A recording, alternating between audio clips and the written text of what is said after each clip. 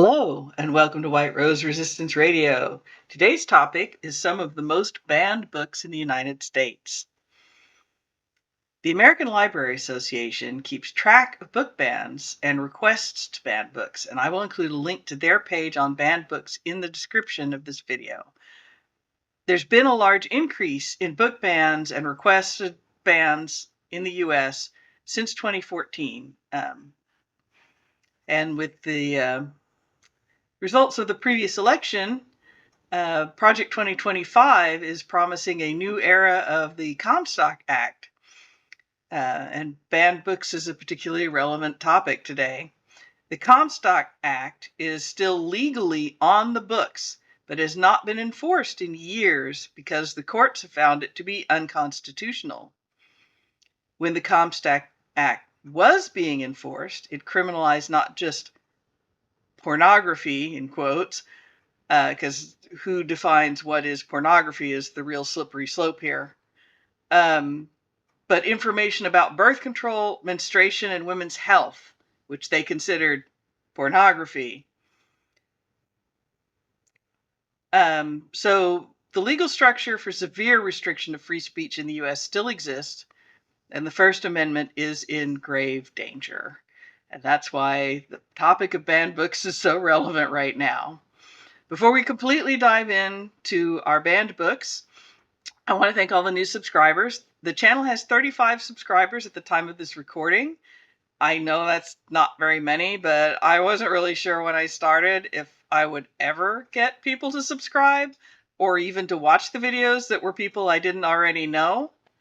So, because I know my first 3 subscribers were personal friends. So I'd like to say thank you all. I really appreciate it a lot. I hope everyone enjoys the content and learns something, because it's just me babbling about topics that I have a particular interest in, will be in my bonnet about. So, gonna get into the banned books. We will not have time to cover like all the banned books. There's thousands and thousands of books that are being requested to be banned every year in the U.S., so I am just going to be covering the ones I was the most surprised to find on several of the lists of the most banned books that I found online. I'm going to include a link to Gutenberg.org in the description, which is a site where you can read free ebooks, because I think having access to books is very, very important. As an avid reader, and somebody who would literally read anything you put in front of me as a kid, I find the idea of banning books very repugnant. People who want to ban books are seldom on the right side of history.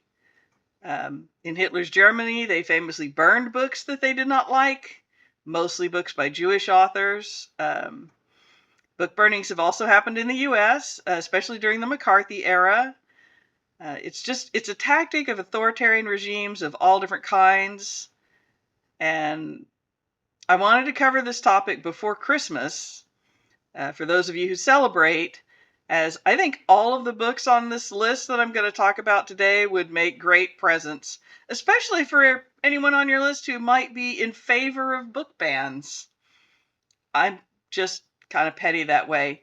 I have a sneaking suspicion that most people seeking to ban books, for the most part, have not read the books that they're trying to get banned. Just saying. When I was starting doing research for this topic, I know I'm stuttering a lot today. One of the biggest surprises for me was that The Prophet by Khalil Gibran was on any banned book list. I can't imagine banning this book. The book was first published in 1923. It has never been out of print. The author, Khalil Gibran, was a Lebanese American, and this is his most popular work. The book is in sections on topics that the main character is talking about. Like, it's broken up into sort of little sermonettes, because the style is a bit archaic to most modern readers. It's formatted kind of like a religious work.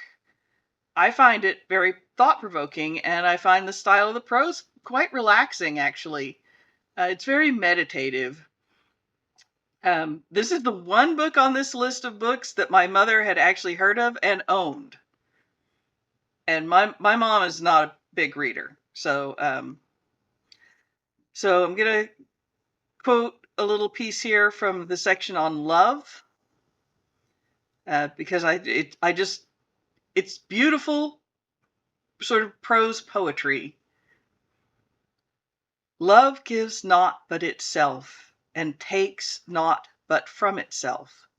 Love possesses not, nor would it be possessed, for love is sufficient unto love. When you love, you should not say, God is in my heart, but rather, I am in the heart of God. And I think not you can direct the course of love, for it finds you worthy, directs your course. Love has no other desire but to fulfill itself. From The Prophet by Khalil Gibran. This book, this very book, is available on the Gutenberg site. And I was just shocked that the book, people wanted to ban this book, and that it has been banned in some schools. I don't understand it. Another surprise to me, it's a little more understandable, is The Parable of the Sower by Octavia Butler. I had not read this book before researching the topic, but I was able to listen to it on Audible for free. I've been thinking about dropping my Audible subscription for reasons. It is about a dystopian future. It is set in 2024 and the years following. The book was published in 1993, so it's one of those, wasn't set too far in the future, but reading it in 2024, kind of mind-blowing. Because it is a dystopian novel, there are, of course, many disturbing incidents. There is assault and essay and murder and arson and drug use, but all the drugs are fictional drugs that are talked about. They're not like real-world drugs. The overall message of the book is hopeful, but I can understand why some parents might object to a young adult book. I mean, it's not really I don't know if it's really classified as a young adult book, but I can see where you wouldn't necessarily want really young children reading this book, but there's no reason to ban a book for that. You just age appropriate. And for people who have survived assaults of various kinds, it might be triggering, but I think that can be, if you read the synopsis, you'll know what you're in for. Like I said, the message is actually very hopeful. It's got a very positive message. I have not read the sequel to it yet. I will probably get around to that. I have not been reading a lot of fiction lately myself because I'm currently going to school for my bachelor's degree in history. So I've been reading a lot of nonfiction and school-related stuff. This is the most realistic dystopian future I've ever read about.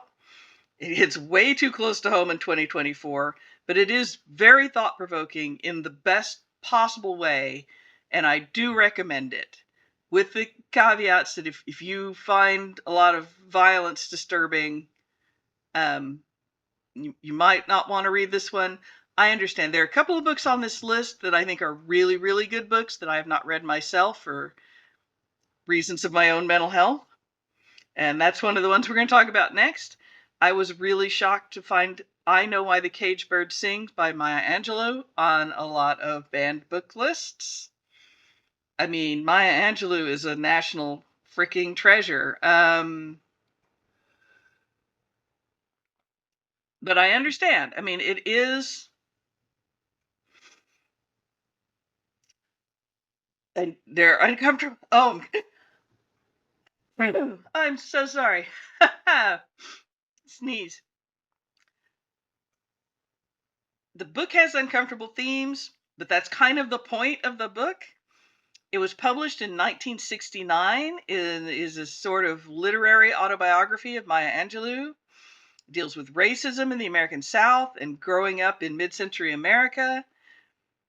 I think it's a very important book. I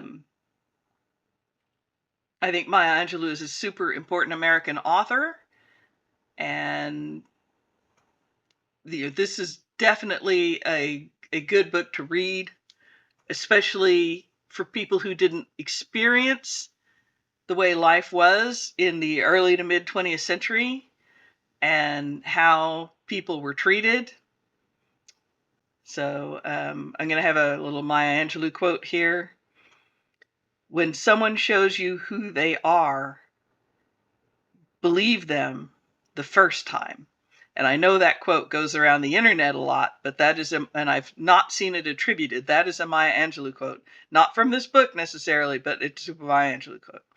Another one that I actually have not read, probably should read, but I have not read this book for the same reason that I have not watched Grave of the Fireflies by Studio Ghibli.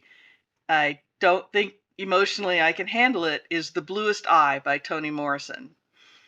Toni Morrison, another really important American author.